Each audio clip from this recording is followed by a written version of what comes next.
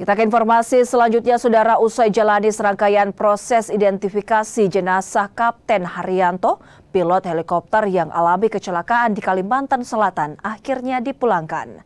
Jenazah disambut isak tangis saat tiba di rumah duka.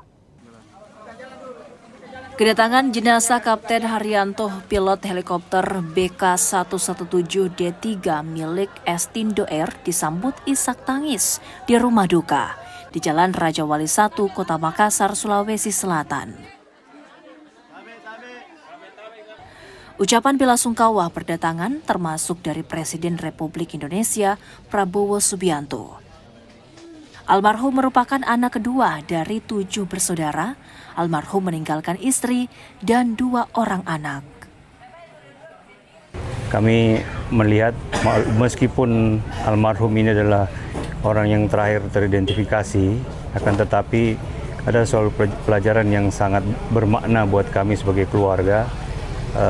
Beliau tetap menunjukkan tanggung jawabnya sebagai pilot, komandan sehingga memastikan kru dan penumpang lain untuk kembali lebih dulu sebelum dia menjadi garda terakhir.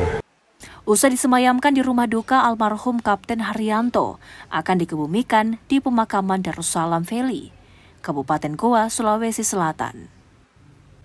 Helikopter BK117D3 milik Estindo Air alami kecelakaan pada awal September 2025 lalu. Heli membawa 8 orang saat terbang dari Kota Baru, Kalimantan Selatan menuju Palangkaraya, Kalimantan Tengah. Arif Tirtana, Kompas TV Makassar, Sulawesi Selatan.